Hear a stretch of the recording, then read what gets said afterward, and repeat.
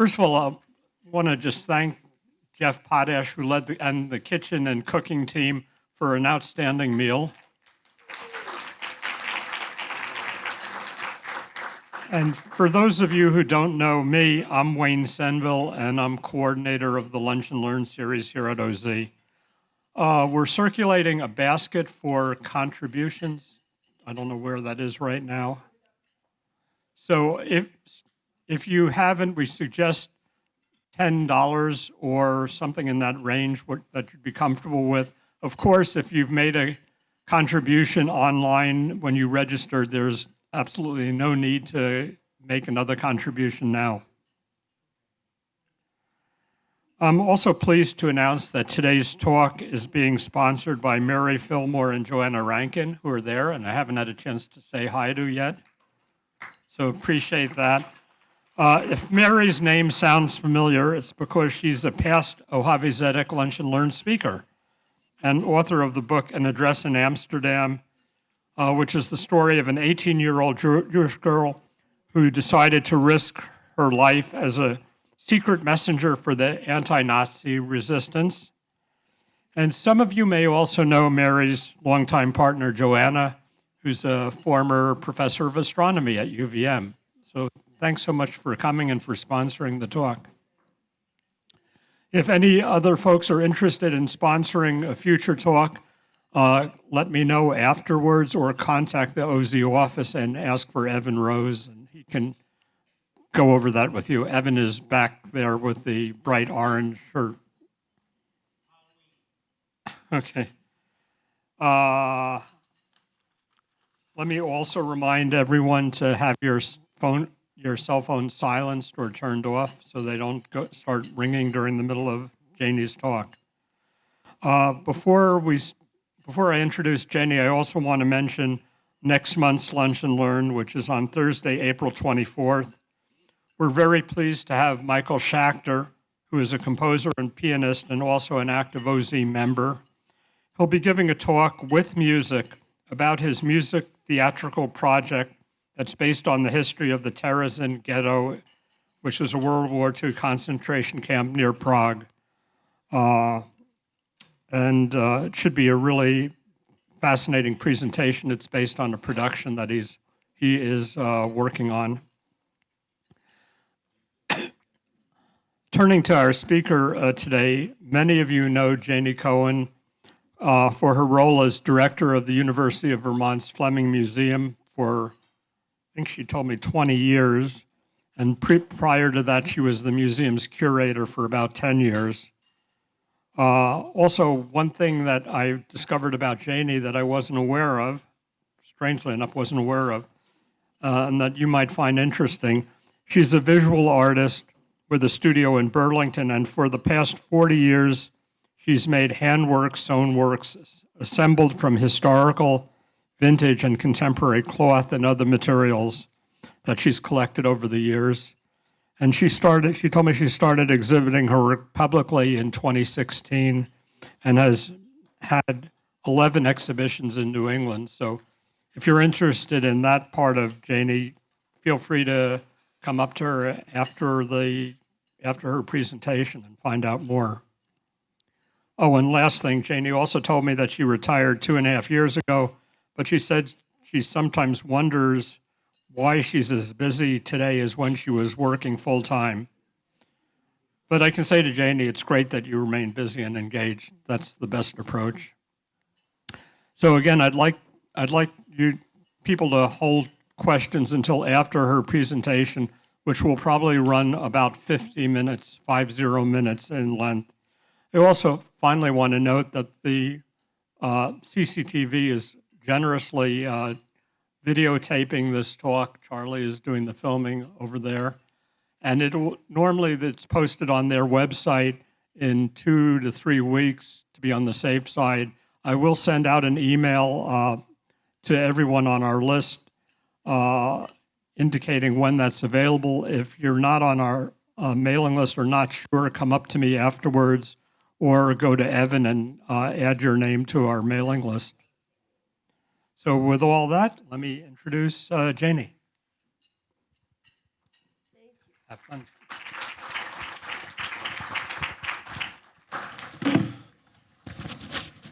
Okay, can you hear me? Excellent. Wayne, can I give this to you? Thanks. Okay, perfect. Great. Well, I am really happy to be here today, and I'm grateful to you all for coming on this gorgeous day to what will not be a light talk. And I want to thank Mary and Joanna also for supporting my talk today, and Ozzy, thank you so much. I also just want to give a heads up that I'm going to be reading it.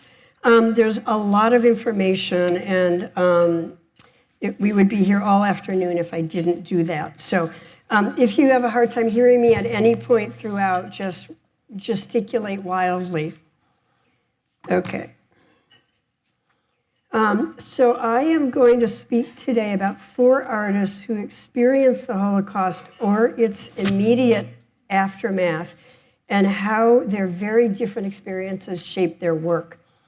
So here are the 4, and they are ordered not chronologically by birth year, but in the order that I'm going to speak about them. So we're going to alternate between the 2 born at the end of the war, Kiefer and Boltanski, and the 2 who experienced it directly, Hannelore Baron and Henryk Ross.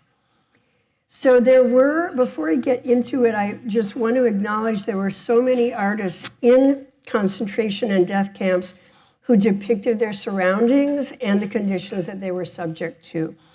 And of course, before that, in the Weimar Republic, the German artists who were, through their art, pushing back against the Nazi regime, which labeled them degenerate artists. But after the end of the war, it really took 25 years for artists to begin addressing the Holocaust directly in their work.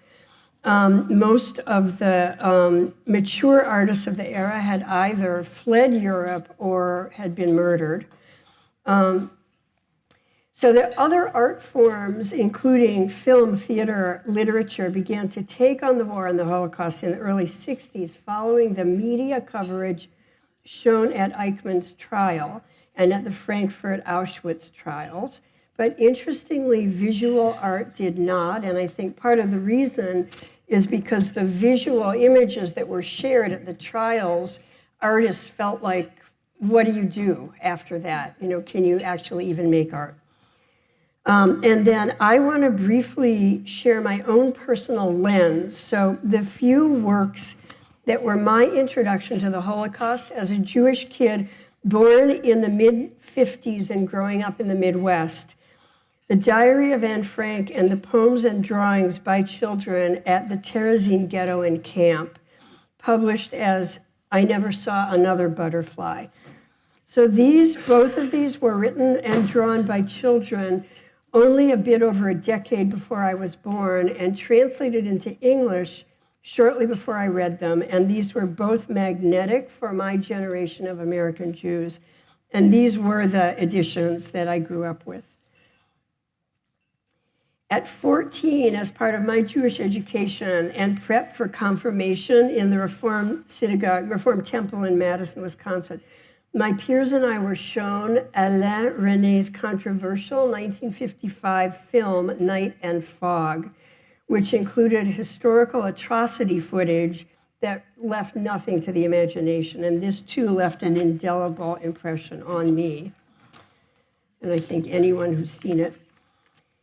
And lastly, my real education about the Holocaust came during the course of my 23rd year when I lived in Amsterdam with close family friends, the father of which had survived the Holocaust as a child in Amsterdam.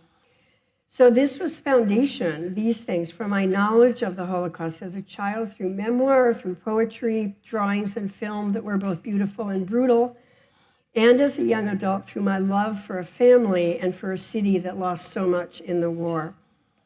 So only a couple years later, in the early 1980s, I was in New York City studying art history in grad school, and that's when I first encountered the work of German artist Anselm Kiefer and French artist Christian Boltanski. Both of them were born in the final years of the war, and they were among the first of the post-war generation in Europe to address the Holocaust in their work. And their work interested me deeply. So Kiefer was born in 1945 in a small town in the Black Forest near the Swiss and the French borders. His father was an officer in the Wehrmacht. Germany at that point had a blanket of silence around World War II and the Holocaust during the years of Kiefer's childhood. He grew up in a vacuum of information and a vacuum of images. He attended art school, and as he matured, he began to explore the visual language of the Third Reich, their gestures, their architecture, the German landscape, and the cultural landmarks that they had adopted, German mythologies, 19th century German Romanticism, and Wagnerian opera. So these cultural influences shaped Germany. They shaped Kiefer, as he admitted, and were appropriated by the Nazis to represent German nationalism and character. So as one writer has framed Kiefer's work, quote, Kiefer's deliberate strategy of opening the Pandora's box of fascist and nationalist imagery amounted to a kind of original sin of the post-Auschwitz era. Kiefer's works are monumental. This is titled Nuremberg. He painted it in 1982, and it measures 9 by 12 feet. And what you see on the surface of the painting is straw mixed in with the paint. As in many of his landscapes, he presents a desolate, cold, harvested or burned farmland. And here it's covered with a suggestion of snow in the rutted field. The city rises alongside, on the right, and at the horizon, which he often paints, as he did here, with a really forceful perspective. Then on the upper right are the words Festspielwiese, Festival Meadow, referring to the rally grounds where Hitler staged his Nuremberg rallies between 1923 and 38. Nuremberg was, of course, also the location of the Allies' International Military Tribunal in 45 and 46, which put on trial the surviving leaders of the Third Reich. In addition to paint and straw, Kiefer's materials often included lead, concrete, sand, charcoal, tar, epoxy, gold leaf, and ashes, as well as books, clothing, chairs, burnt wood, and other discarded objects. His process involved building up layers of materials and imagery in his paintings. And he also aged and distressed his canvases using fire and acid and other destructive processes. He often worked on the floor, as you can see here, and he has described the rubble that surrounded his childhood home as his playground as a kid, and his play as creating worlds out of that rubble. He has connected this to his artistic process and to his art. And I also see his work that he created on the ground, as you see it here, as his personal battlefield, where his creative and his internal battles played out. This work takes on fascist architecture. The surface of this painting it's a hardened mix of oil and acrylic and emulsion, also straw and ash. And the image is based on this piece of architecture on the left, which is the funeral hall for German soldiers. William Kreis was the architect, built in Berlin around 1939, but it also suggests a death camp crematorium that you see here on the right. Now, the latter reference is emphasized by the inscription on the upper left of this painting, Shulamit or Shulamite, a reference to the beautiful and loving woman in the Song of Solomon. It also refers to the Jewish woman in Paul Celan's 1945 poem, Death Fugue, which was a source of enormous inspiration for Kiefer that I will speak further about in a minute. So Kiefer was part of the 68, what was called the 68 generation in Germany, and it shared a lot with the counterculture in America. But the war that split our generations in America, obviously, was the Vietnam War. Theirs was World War II, and it was their parents' war. To my mind, with his work, Kiefer was saying to the elder generation and to anybody who would listen, this is Germany, this is us. It was horrific, and it's we who did it. His paintings have been described by an American art historian as his means to, quote, elucidate his contempt for the Nazis and their reprehensible legacy, instilling every brushstroke with palpable rage, grief, and shame, end quote. While Germans initially had trouble with Kiefer's aggressive works that directly referenced the Holocaust, did I lose this? I lost it. They were received with enthusiasm by museums in both America and Israel and by Jewish collectors in America. And it was only later that the Germans understood his intentions. So Kiefer traveled to Israel in 1984 in connection with an exhibition of his work. And in the late 80s and early 90s, his work began to include images and titles related to the Kabbalah, such as the series on Lilith, and to the Old Testament, as you see in this work from 1989, and this was titled Lot's Wife. So here he connects Lot's wife and the destruction of Sodom and Gomorrah to the Holocaust. He said shortly after completing this painting, "We see railroad tracks anywhere and we think about Auschwitz. It will remain that way in the long run." And this is a close-up of a section of the painting. You can see why I refer to his paintings as battlefields. One of the materials that Kiefer used in this painting of Lot's wife was salt, relating the painting directly to the story. This is titled For Paul Celan, Aschenblumen, or Ash Flowers, from 2006, and this one is 10 feet high and 25 feet wide. The dark objects are books, burned books. In school in 58, Kiefer discovered the work of Celan, who was originally Paul Anselm, a Romanian-born and German-speaking Jewish poet who moved to France after the war. So his writing dealt with the Holocaust and themes of trauma, exemplified in the Death Fugue, his poem written in 45 while he was in a forced labor camp in Romania, published in 48. Kiefer found this very moving, not just for the text, but it was during the years when no one in Germany was speaking about this bit of history. So Kiefer incorporated Celan's work, his texts, into his work throughout his entire career, including work from Celan's youth and unpublished works.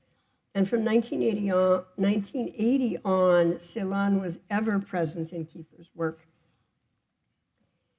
This is called the Morgenthau Plan from 2010. And in this was part of a series in which his desolate and abandoned fields gave way to a series of canvases that were filled with flowers. They were all titled the Morgenthau Plan. This plan preceded the Marshall Plan as America's design for post-war Germany, and the proposition was to demilitarize, deindustrialize, and disarm Germany, converting it into a country that was, quote, primarily agricultural and pastoral in its character, end quote. Kiefer ran with this concept. And the text at the top of the canvas from 2010 reads in German, "Let 1,000 flowers bloom." One of the artists that Kiefer most admired, surprisingly, was Van Gogh. And his impact is visible in this painting and this series. And just as a side note, this coming year, there's a huge exhibition that pairs Van Gogh and Anselm Kiefer, taking place at the Van Gogh Museum in Amsterdam and at the Stedelijk, the Museum of Modern Art in Amsterdam. And I wanted you to see the persistence of Celan's importance to Kiefer, as well as getting a sense of the scale of his work. So this is a photograph from an exhibition of his work at the Grand Palais in Paris in the winter of 2021 and 22, titled again, For Paul Celan. And lastly, this is one of the paintings in the exhibition titled At the Final Gate, with a dedication to the poet. You might not be able to see it, but just above what reads as the flat rocks and the dark water in the foreground. So it's titled at the top, At the Final Gate, indicated with an enormous blinding light that somehow suggests both liberation and death. Hannelore Baron's work is the antithesis of Kiefer's. So as you can see, her collage works are as diminutive as Kiefer's are monumental. The two artists share only their German nationality and the role of the Holocaust as the driver of their work, but from two very different perspectives. This is an installation shot from the Michael Rosenfeld Gallery in New York City last year. So a bit of biography. Hannelore Baron was born in 1924 in Dillingen, Germany. On Kristallnacht in 1938, the family's apartment was destroyed.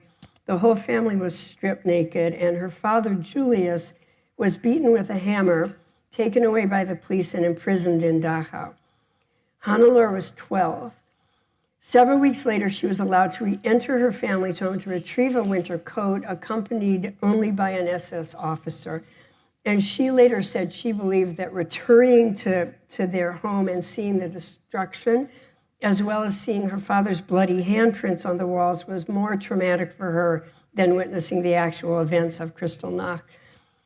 The family was finally able to emigrate to the US in June of 1941 when she was 15. They settled in the Bronx, where she spent most of her adult life. She became a US citizen in 1947. She married in 1950, and she had children in 1952 and 1956. So this is a collage from 1969. All her work is untitled. It presents a motif that she would return to again and again, a cross in the center of a rectangle. And it reads in her work either as a cross, as a window, or as a space divided into 4 segments. As you can see, especially in the very thin line work, there's a quiet urgency to her work and a sense of muteness, of stifled communication. In 1946, Baron had graduated from the Straubing-Miller Textile High School in Manhattan with a diploma in applied design. And shortly after graduating, she began to suffer from severe anxiety and depression. Her condition got worse over the years, resulting in 3 mental health crises. She was unable to leave the house alone until her later years.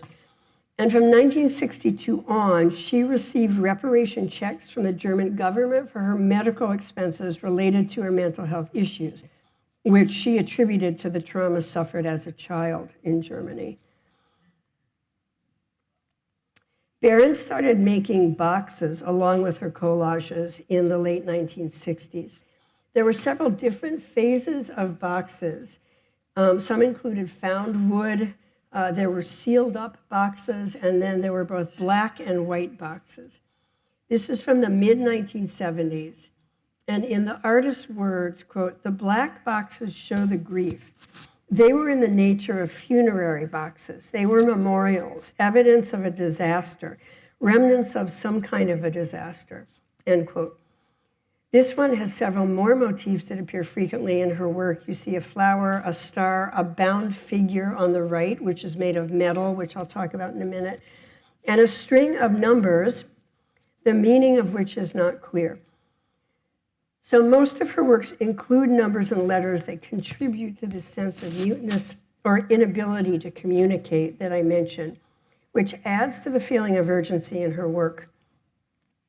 Baron said about the writing on her work, quote, "The writing that covers much of the surface is deliberately illegible because it represents all the words that have been written to tell the unimaginable and explain the unexplainable." Baron was self-taught, but not naive in any sense.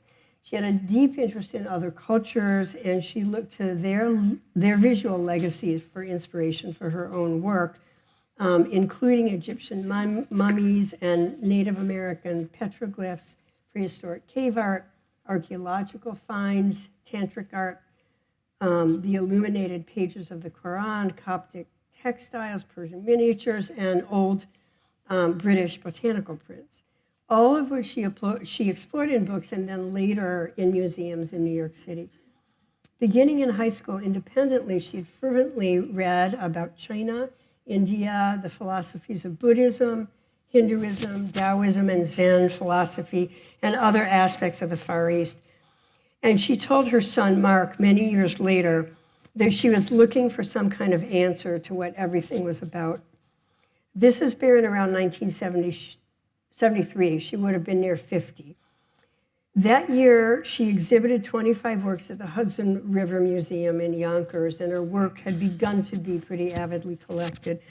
She was hospitalized with her third mental health crisis and was diagnosed with breast cancer.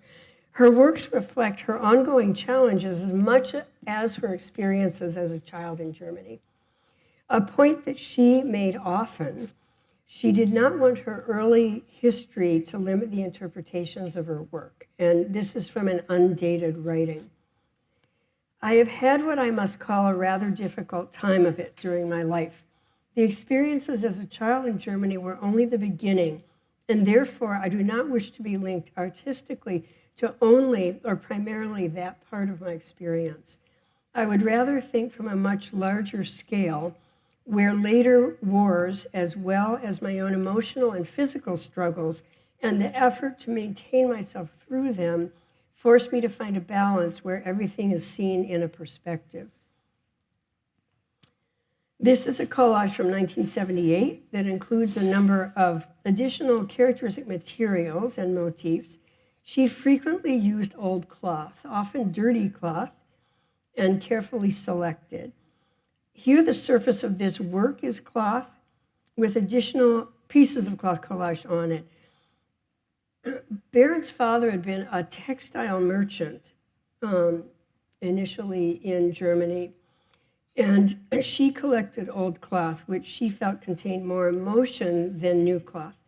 When she was asked in an interview why she used it so consistently in her work, she responded that it was the fragility of the cloth that attracted her. Now, the five heads that you see here were inspired by an article that she had read in National Geographic in the mid-70s about an archaeological dig that unearthed broken pieces of thin copper in the shape of heads and figures. She was really inspired by this, and she then created her own figures and heads out of copper that she cut. Sometimes tying them with string or wrapping them in cloth, and then she inked them and printed them with a hand press, creating monoprints that she incorporated into her collages and box assemblages, as you see here. Now, she often drew on her collages, and here she has circled one of the heads in what looks like red crayon. You can see that she also continued drawing the stripes, the vertical stripes at the top, in the cloth at the top on the left, continued through to the right.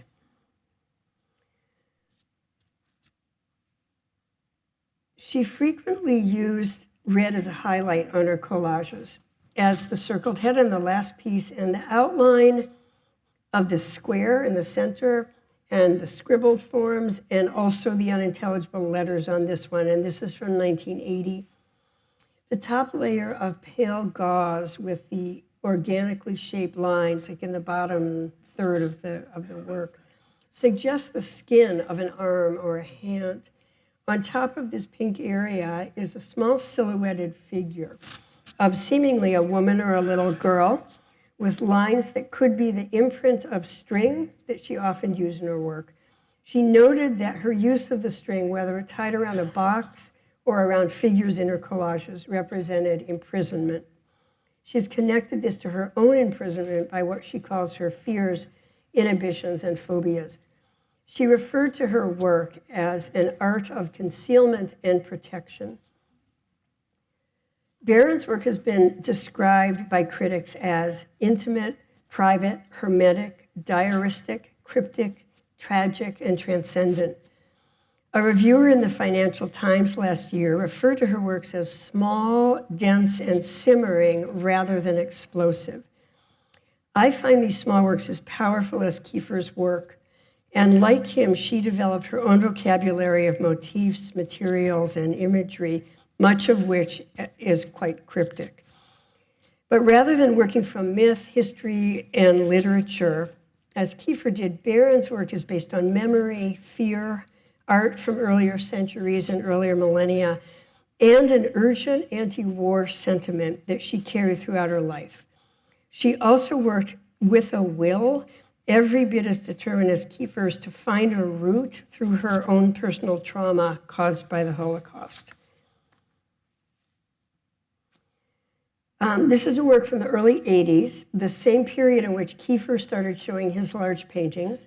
In addition to some of the recognizable motifs, you also see a blood red square in the center of the collage, and to the left, a small black outline, either of a hand or a bird, and she drew many birds beginning in the early 80s as a result of a news story.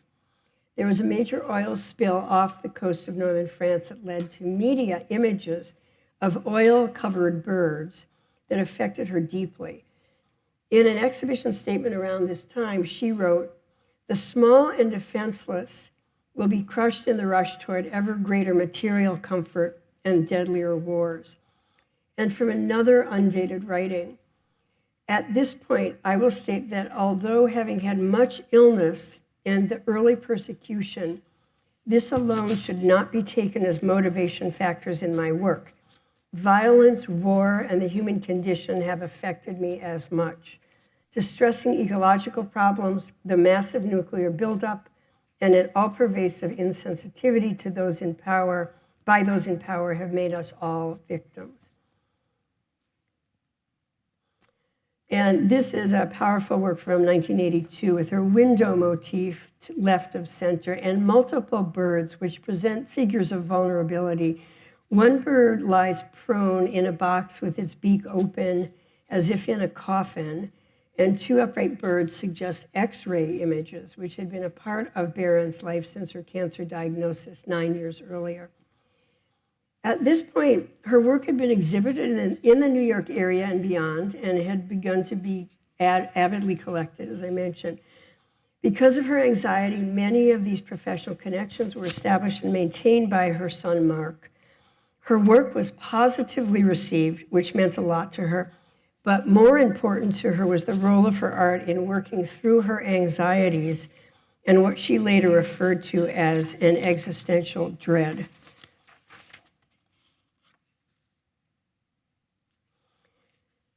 And the last piece of hers, this is from '84 and is surprisingly minimalist for her, or at least in its use of images. It combines cloth and paper, and the drawn components include only letters and numbers.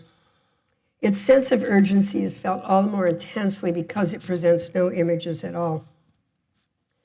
And I haven't mentioned this, but also it does bring to mind the tattoos done on the arms of people in Auschwitz. It's interesting to compare Baron's use of writing to Kiefer's that also appear on almost all of his paintings and sometimes was somewhat illegible as well. And I would suggest that he used text or uses text to anchor his work in culture.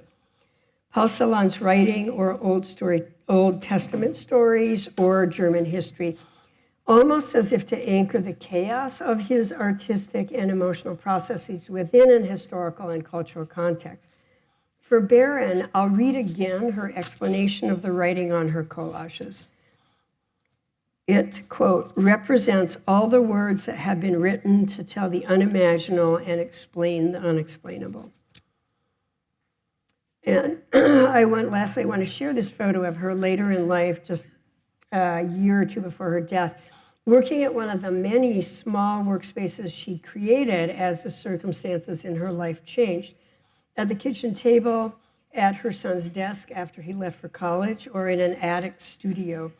They were always small. And from an interview with her son, Mark, I quote, "I'm so timid and quiet and so small in my outlook. I'm so confined. I'd like to always expand, but I can't. I want to be so big, but on the other hand, big things scare me, so there's a tremendous contradiction. I think that's what some people like in the work. The work is very small in dimension and big in feeling, and that's, I think, exactly how I am. There have been 3 major exhibitions of Baron's work in the US, and her work has been exhibited in Germany and in Japan. She has worked in museums, collections across the US and Israel and in Germany. And art historian Anne Koval is about to publish, finally, the first monograph on her work. There's really been not much written about her, so I'm very excited about that. So I want to shift gears now to our third artist, Christian Boltanski, who's of the same generation as Anselm Kiefer, born in 1944 in Paris.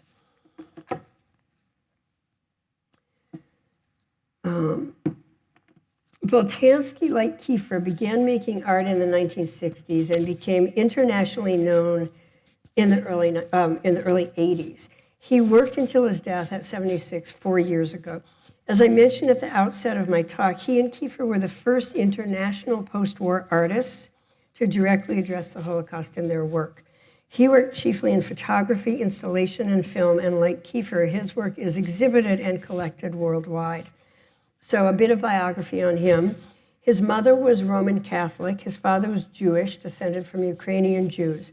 And in the spring of 1943, his parents staged a loud, dramatic argument to establish the narrative that he had left them. In reality, he immediately went into hiding and spent the following year and a half living under the floorboards of his family's apartment in Paris.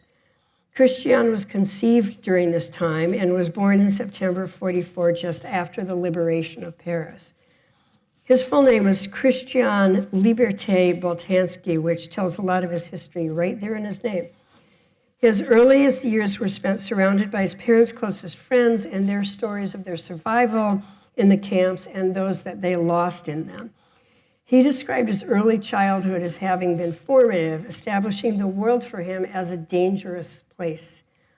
Both he and his father developed agoraphobia, fear of the outside world, just as Hannelore Baron had.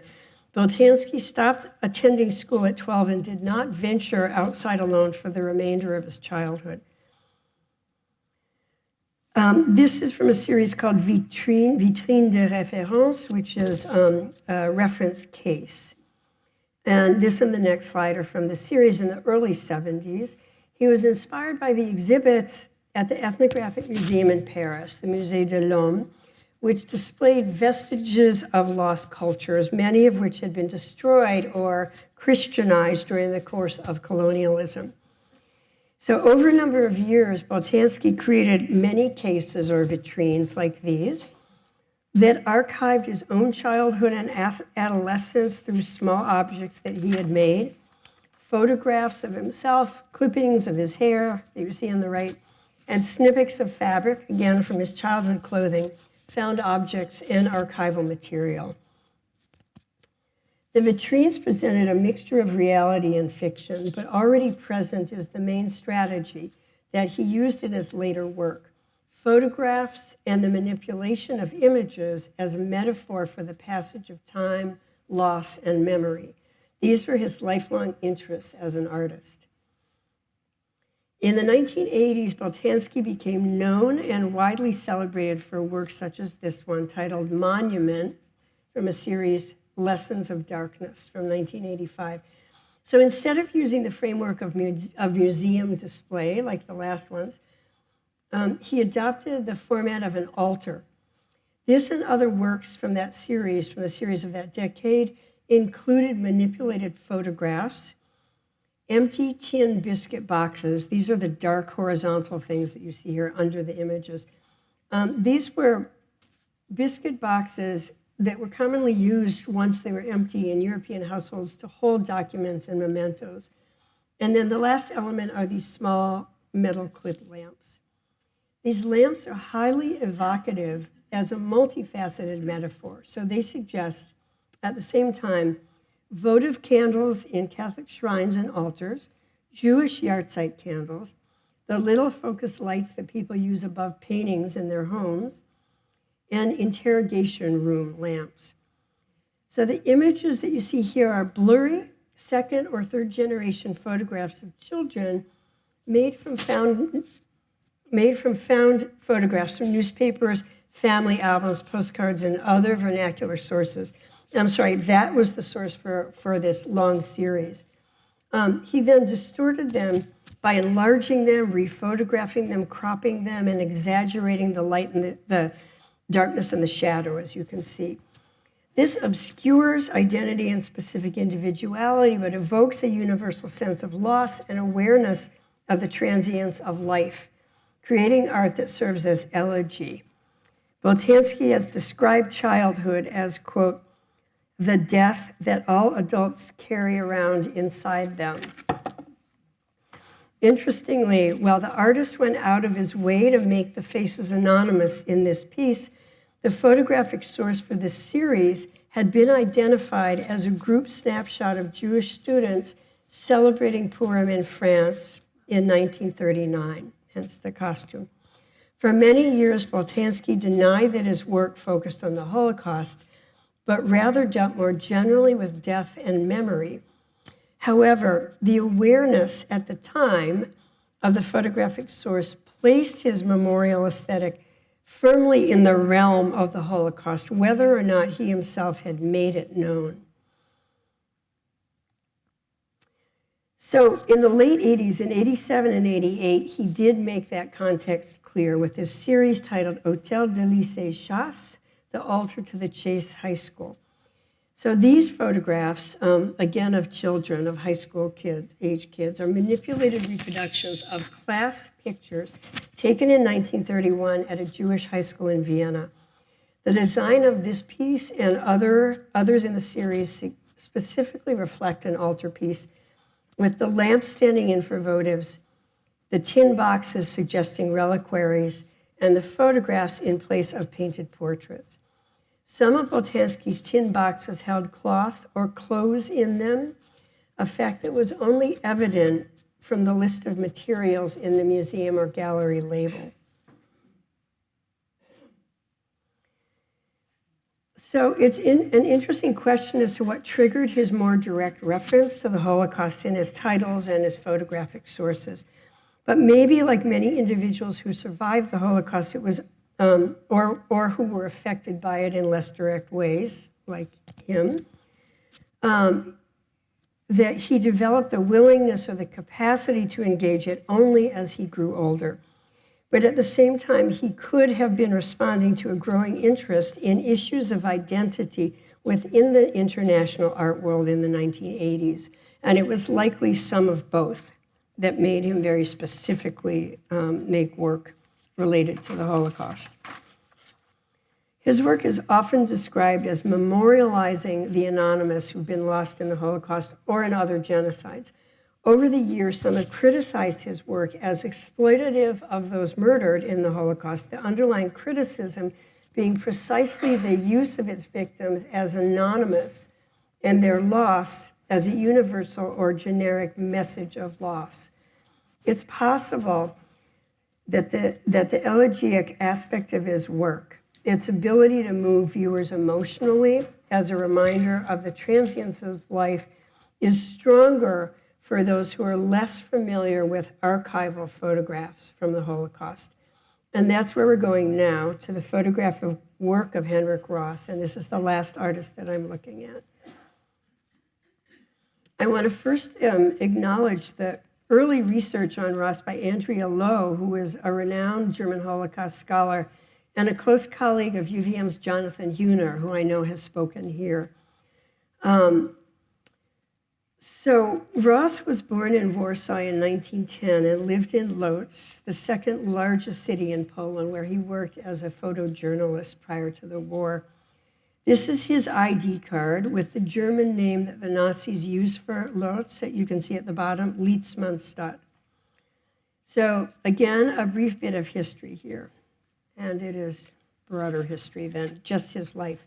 Nazi Germany invaded Poland, as we know, in September of 1939. It occupied Lodz a week later, and by Feb 1940 had forcibly relocated 160,000 Jews from the city into an area 1.6 square miles, a dilapidated industrial part of town. The Lodz ghetto was sealed off with barbed wire and gates that were armed by police. Over 1,100 Jewish ghettos would be established in occupied Eastern Europe at the beginning of the Holocaust with the following goals: to separate Jews from their wealth and belongings, to create workforces for the Germans, and to facilitate their slow starvation and eventual mass murder. The Nazis appointed, and this all relates to the images, the Nazis appointed a Jewish council to serve as the administration of each ghetto and to enforce their policies.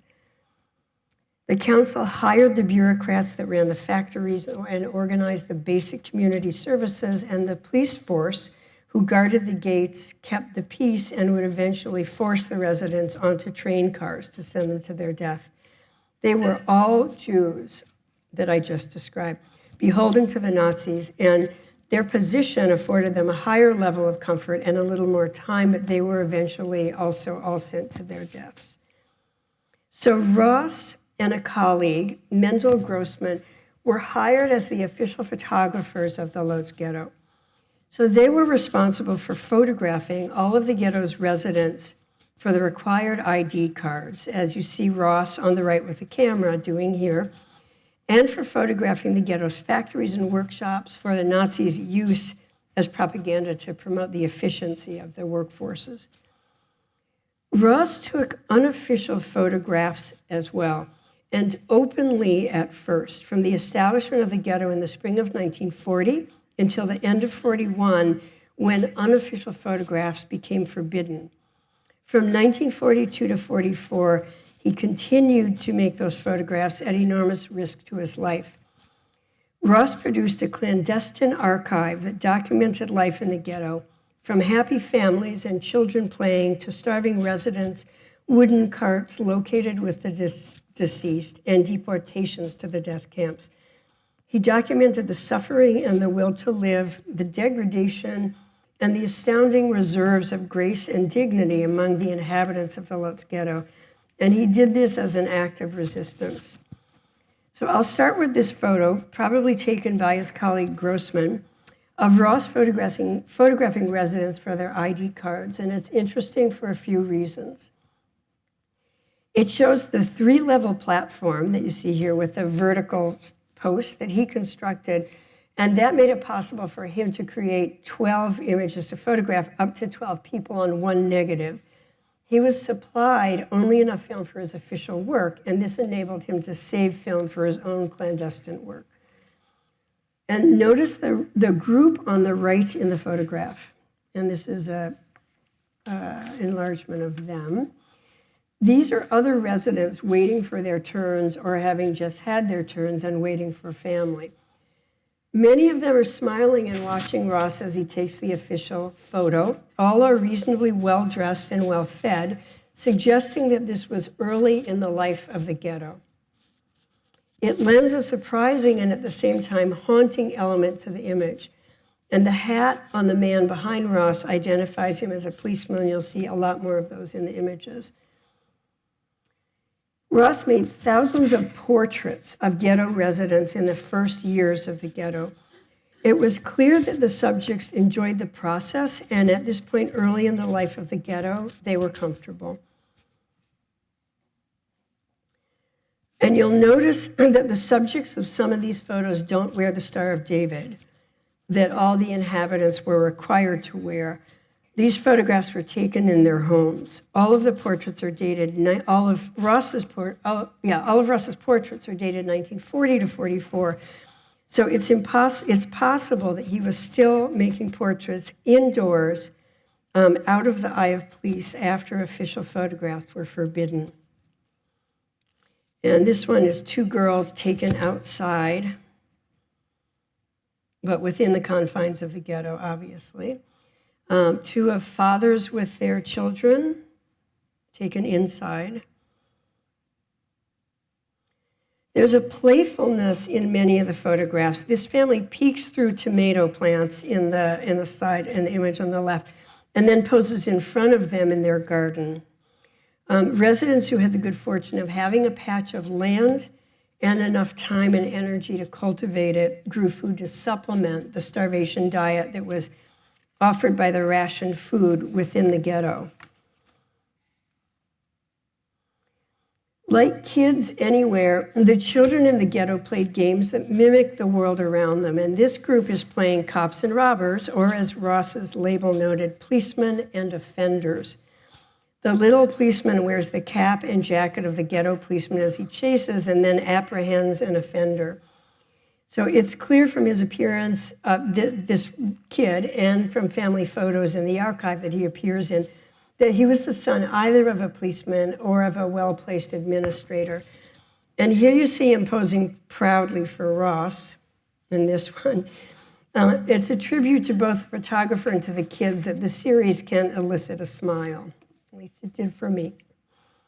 So pride. There was indeed a pride evident in the early photographs that Ross took. Many of the residents of the ghetto were proud, well-dressed Jewish, Polish citizens, including these 5 handsome young guys posing on a pile of logs.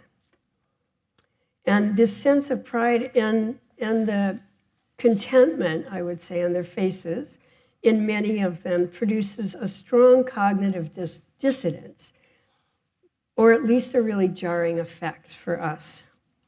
I realized in delving deep into Ross's photographs that most of the images of European Jews wearing Stars of David that I had seen in the course of my life were taken in the death camps, not in the ghettos. The absolutely chilling aspect inherent in these photographs, of course, taken in the early days of the Lodz ghetto, is that the subject had no knowledge of their fate, that all but a small number of them would be murdered in the Nazi killing center of Chelmno or at Auschwitz. So Ross's photographs make clear the socioeconomic hierarchy within the ghetto. He shows us all level of work, and some of these, like the first 2, were likely to have been official photographs of the wealthy, more privileged members of the ghetto administration at their desks, but again, each wearing a Star of David as they were required to do. And the police force also. Factory supervisors, and you see one here on the left, with an adult worker and a child laborer in a ghetto laundry. So at the other extreme of the workforce, Ross photographed those doing work that endangered and even killed them, such as those paving roads. And these are fecal workers. There was no sewage system in the ghetto. These workers frequently contract typhus and other fatal diseases. And this is a woman set up with a small table in a basement stoop selling cloth Stars of David. And all ghetto inhabitants were required to wear them both on the front and the back of their outerwear or whatever they were wearing outside. I should mention at this point, that Ross devised a system that allowed him to surreptitiously take photographs through his coat. So after 42, when unofficial photographs were forbidden, he continued to take them. So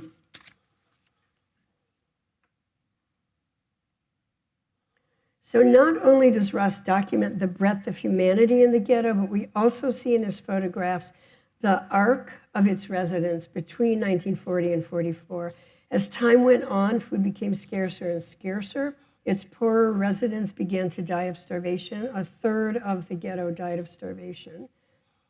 Ross documented many children and elderly digging for waste food or coal or wood, and scavenging in ponds for scraps of any value.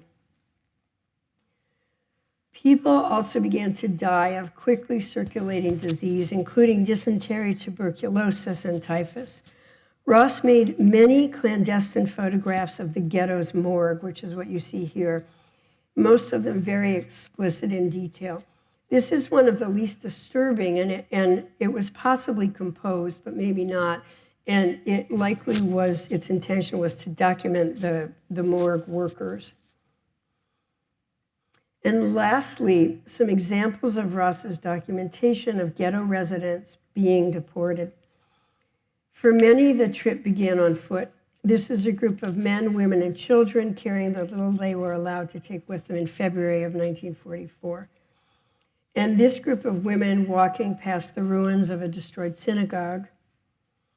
For those who were unable to walk to the station, the trip began in wooden carts. Here the elderly, and here children. Deportations from Lodz began in January of 42 and continued through March of 43. Each day, about 1,000 residents of the ghetto were forcibly packed into train cars, such as this one, in the Radagosz station that was just outside the boundary of the ghetto. Ross wrote about this photograph. The right to entry was only for workers at the station. I stole into the station with a group of railway workers. I was locked in a storeroom from where I was able to, through a hole in the wood, photograph this deportation.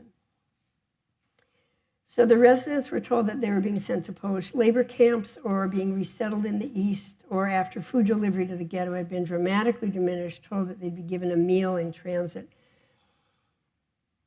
The destination for the Jews from Lodz was Chelmno, which was about 30 miles north of the ghetto. It was the first killing center established by the Third Reich in 1941, and it was the first facility where carbon monoxide was used for the mass murder of Jews. In June 1944, with the Red Army drawing closer, the Nazis began the liquidation of the Lodz ghetto and the deportation of the remaining residents to Chelmno, and then after Chelmno was liquidated in July, to Auschwitz. In early August, a final transport of 74,000 residents from the Lodz ghetto were sent to Auschwitz. About 800 inhabitants, including Henryk Ross, remained in the ghetto, with the Nazis ordered to shut down the factories, clean up the ghetto, and to gather property from abandoned buildings. In the fall of 44, Ross buried his 6,000 negatives in a metal box in the ground within the confines of the Lodz ghetto. That, as he later said, quote, there might be some record of our tragedy. In January of 45, the Germans ordered the remaining residents to dig, including Ross and his wife, to dig mass graves as the Red Army approached Lodz. Instead, they all went into hiding. The ghetto was liberated by the Soviets on January 19, 1945, and all of those in hiding, including Ross and his wife, survived. This photograph shows the excavation of the box holding the negative sometime after liberation, with Ross accompanied by his wife and friends who had been imprisoned in the ghetto with them. About 3,000 of the 6,000 negatives survived damage. And in 1950, Ross immigrated to Israel, and he testified there during the 1961 trial of Adolf Eichmann. The trial was televised and broadcast internationally as a means of educating the world about the crimes against humanity committed during the Holocaust. Ross's photographs were among the evidence that helped convict Eichmann, one of the major architects of the mass murder of Jews and others. I will end with two images that are among the most beautiful and chilling of all of Ross's photographs. This is a man who rescued the Torah from the rubble of a destroyed synagogue in 1940, the first year of the Lodz ghetto. This is clearly a photograph that Ross took quickly as evidence of the crimes against its residents and the strength of their will. And lastly, an image of 5 children eating the rationed food distributed by the Nazis and diminished systematically from 1940 to 44. Between the beauty and heartbreak of his subjects, the aesthetic work on the part of the photographer, and the weight of the historical context, few images I've ever seen have struck me with this much simple power. The work of the 4 artists that I've shared this afternoon have affected me deeply over the years. And the subtitle for my talk today is Metaphor, Memory, Elegy, and Archive. Each of these artists' work embodies a number of these descriptors as they've drawn on their extraordinary artistic abilities to serve as a witness in their own way. I hope my talk has shown some light on the relationship among artists, their personal and historical circumstances, and their life's work. Thank you.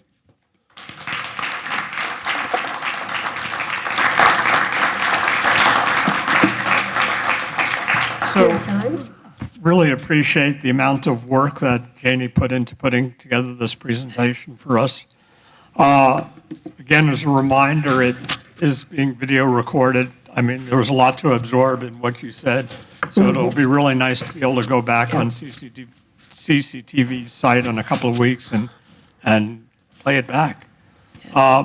We're at our normal time limit. What I suggest is, if anyone needs to leave right now, feel free, of course, to depart. And we take about 10 minutes for a Q&A, and then Janie will be around for a little while afterwards, if you have the time. Absolutely, yep. So if anyone's got any question they want to put to Janie right now? Mary? Yeah.